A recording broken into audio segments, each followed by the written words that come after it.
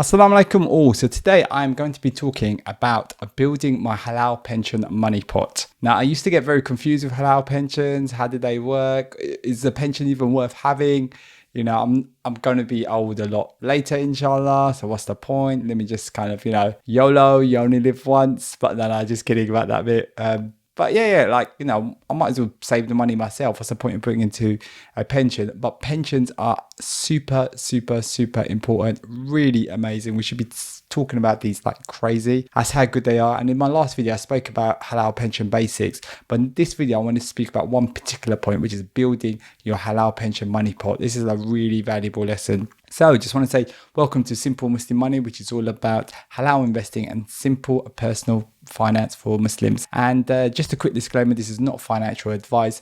Everything I say is just my opinion for entertainment and information purposes. Okay, let's get into it. Now, most people have what I like to consider a pension money pot, which is like a defined contribution pension. Now, this is a pension where you kind of put a certain amount in, and usually your employer will put a certain amount in as well. Then you just build up this pot. It just gets bigger and bigger and bigger and bigger and bigger. And obviously what you want to do is do it for the long term. So we're talking about 10, 20, 25, 30 years even. You just keep building this pot, making it bigger and bigger and bigger. Now, this is definitely what I like to call a builder pension. This is what I like to kind of refer to as a builder money pot pension. So, it's a defined contribution pension, but just to help me think about it easier, I call it a builder money pot pension. It just makes it a lot easier for me to kind of think about it. Now, there is one of the things with this sort of pension is you do have to pay Zakat on it. So based on everything I've read, seems like the most standard sort of opinion about this. So you do have to pay Zakat on that. And I've done a video before about Zakat, but I'll do one about pensions at another point. Now, most people in the public sector,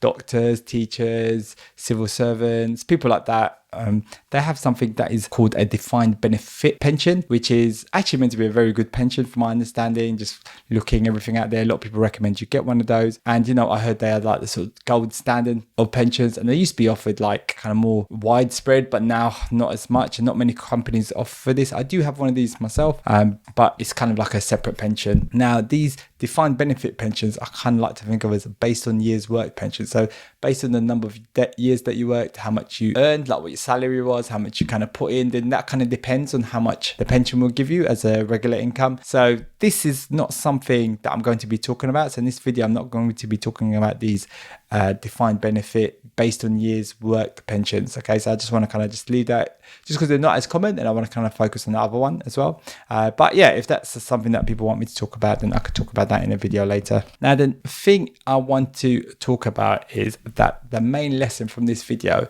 is just to keep building that money pot. I think one of the things that happened to me was I just get so confused. I just didn't know what to do. I wasn't being decisive. Basically, I don't need to worry about it. I just need to kind of keep putting money into that pension pot and let it grow, and then worry what to do with it afterwards. One of the most important lessons is that pre-tax money goes into the pension. That's like an extra 20 or 40% if you're in the UK. That 20 or 40% goes on tax. If you don't put it into a pension, and you kind of, you won't see it directly within your kind of income or anything like that. So that's super important. And the other thing is money that's in the pension, it grows tax-free. So we just have to let it grow. Just keep putting money in it, let it grow, 10, 20, 30 years even. I mean, that'd be amazing. And what we should be doing is we should be talking like crazy about pensions. They're so amazing. And the sooner you start, the better. It's just like, a really passive way to kind of put money into something, let it grow. It's an incentive from the government. And I think a lot of people get caught up on not understanding what a pension is. And there's so much information out there. But the key thing is just let the pot grow. You want to let the pot grow because it uses pre-tax money. Another thing is that what I've done is I've worked at lots of different places, and I've got all the pensions, and I've just kind of put them all together. Some people think that sounds quite complicated. It's actually super easy. Like the company that you're moving to, they do most of the work for you. You just need to sign a few forms and things like that. So yeah, it's pretty standard stuff to do. And then the other thing I want to talk about is this is a question I've had a lot from before, is how do you get money out of the pension? And what I would say is I would deal with taking money out later from the pension when I retire. So I'll worry about that much later. The things I need to keep building that pot on. So because the bigger that pot is, the more I have to retire on. And essentially what it means is that I have more options. So if I have a big pension money pot, there's more things I could do. There's different ways to get money out of it. There's also like a lump sum way of getting money out as a lump sum, way of getting money out as an income. There's so many different things you can do. And again, that's another area that people can end up getting paralysis, spinal analysis. And yeah, just the number one thing is just to build that pot. The government has kind of given us these incentives. They want us to build money. They want us to build wealth so that when we retire, we can look after ourselves. We don't need to be using more benefits or what have you from the government. The government wants us to do that as well. So yeah, it's just the key thing that really kind of was a light bulb moment in my head is don't get caught up on what a pension is, all the different things and things that can happen with it. I just need to have a pension, just put money into it, and the more I can put into it, the better. Like, if I could put an extra £100, that can make a big difference, like longer term going down the line. So yeah, there you have it. I hope that's kind of helped. I'll be kind of doing a few more videos on pensions because I'm kind of really into pensions at the moment.